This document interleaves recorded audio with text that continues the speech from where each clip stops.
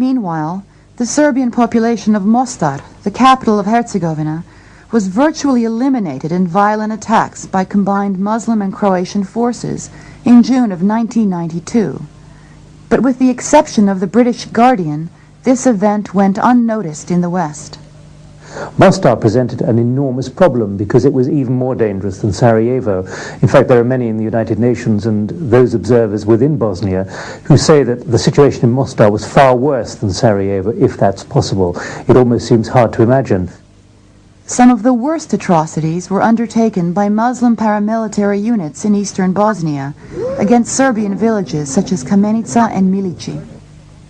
Bloody Serbian reprisals in Srebrenica made international headlines in 1995, but for the first 3 years of the war, Srebrenica was the stronghold of Muslim warlord Naser Oric, who drove out the Serbian population and carried out scores of massacres against surrounding villages, including the killing of 500 Serbian civilians on Orthodox Christmas Eve in 1993.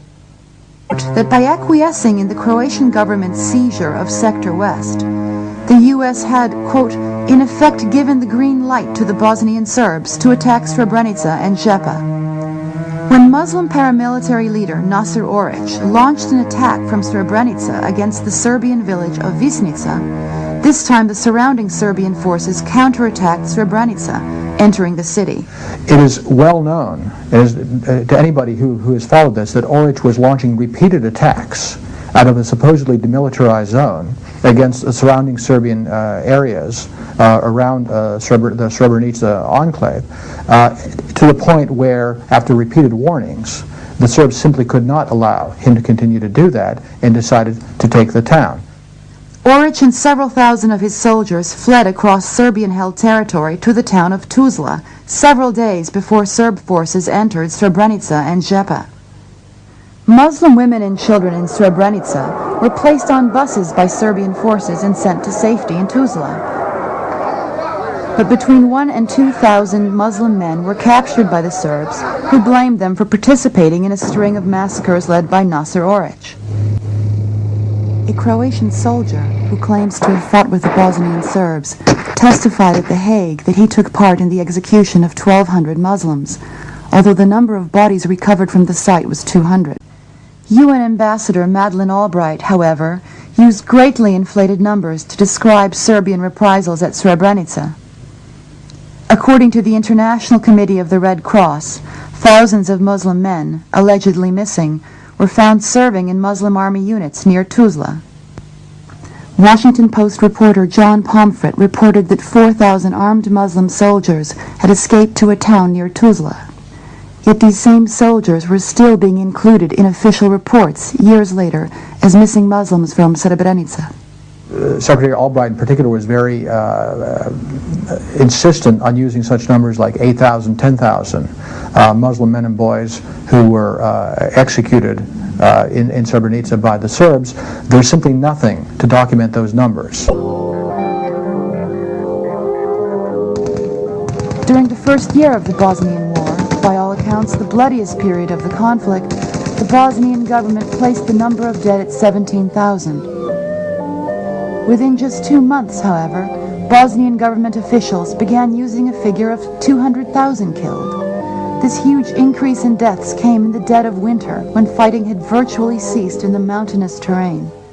I'm probably as guilty as most of using inflated numbers, although I had enough sense to abandon using numbers in mid-93. In a groundbreaking article which appeared in the New York Times Sunday magazine in the fall of 1994, George Kenney criticized the way inflated casualty reports were used by most major news organizations. A number of very high-profile journalists quickly picked up Bosnian government numbers and began to use them routinely. John Burns of the New York Times, Carol Williams of the LA Times, even John Pomfret of the Post, who's normally a very cautious journalist, got in on this after a certain period. So with these very well-respected journalists saying, okay, there have been 150,000, 250,000, 200,000, whatever, people killed, those were the numbers that stuck. While the Bosnian government was using a figure of 200,000 deaths, international Red Cross observers on the ground were coming up with more realistic figures. The International Committee of the Red Cross internally, and they've made it very clear that they're not going public with this, but their analysts were quite eager to talk with me and to be straightforward about their analysis. Their numbers are the lowest of any. They say 20 to 30,000 total with an upper limit of 35,000. The figures now, it depends who you want to hear and believe. It's ranging around 300,000. Probably the truth of the matter is you'll be hard-pressed to find more than 30,000 graves. It's been exaggerated by that percentage. Now, the European military intelligence would say, let's add in every possible hypothetical number of people that could be killed, and they get up to about 60,000. The U.S. intelligence community was sort of agnostic, saying the tens of thousands, but they didn't want to commit to any particular number, even unofficially. As the U.S. government began to more actively assist Muslim and Croat forces, British intelligence accused the American CIA of doctoring intelligence reports to justify American intervention. The CIA did a report that said 90% of the ethnic cleansing had been done by Serbs in Bosnia-Herzegovina. We now know that that study was only done in areas now held by Bosnian Serbs. Serbs who were expelled from Muslim and Croat areas were not included in the CIA report, even though international agencies stated that 40% of the refugees from the war were Serbian. Unless one assumes that the vast majority of Serb refugees left voluntarily and were not victims of ethnic cleansing, there's a very large disparity in the figures. The study itself does not represent what actually happened throughout Bosnia-Herzegovina because it was not done in the other areas. To acknowledge that ethnic cleansing has taken place on all sides in the struggle would muddy the waters. It would cast doubt on the status, for example, of the Bosnian Muslims as pure victims and the Serbs as pure aggressors. The Bosnian government also used highly inflated numbers for incidents of rape. We are talking about rape camps in which 14 to 30,000 women were raped and are being raped as we speak now. Newsweek reporter Alexandra Stiegelmeier used the same numbers, but acknowledged she had no evidence to back up claims that 30 to 50,000 women had been raped in Bosnia. Do you believe the numbers are credible? They seem very high to me. And I don't believe the sources, because as I've investigated them, they always go back to one government or another. A European Community Commission, which estimated that 20,000 women had been raped, dropped this claim from its final reports. After an exhaustive investigation, the UN concluded that 2,400 rapes had been committed by all three sides in the Bosnian conflict. The Muslims have been represented as the victims and the Serbs as the aggressors. It should be remembered, however, the first blood shed in the struggle was Serb blood. 2 Muslim gunmen and 1 Croat stalked a Serb Orthodox wedding party in the heart of old Sarajevo. The father of the groom was killed. The Orthodox priest was wounded. The killing of Nikola Gardović on March 1st was a prelude to the war in Sarajevo.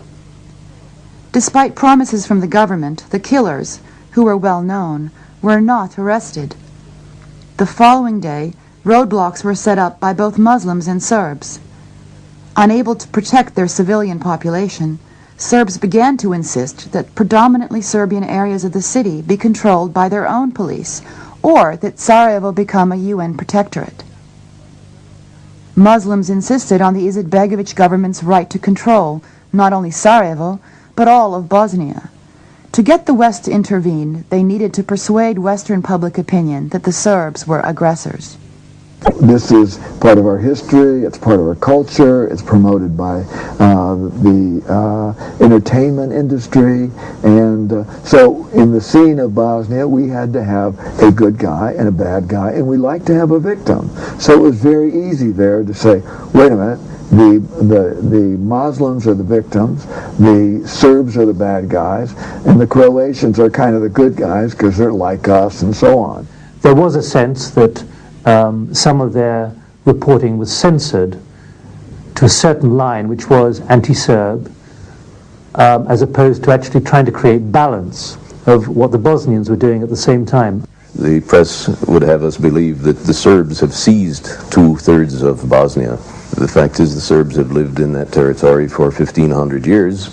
Another fact is they are farmers and they are spread all over the landscape, so they have always been on 2/3 of the landscape. The statement that has become an absolute cliche that the Serbs have taken over 70% of Bosnia. Again, the underlying assumption is that there were no Serbs in Bosnia before the conflict started, when in reality much of the land of Bosnia was Serb land before the fighting ever began.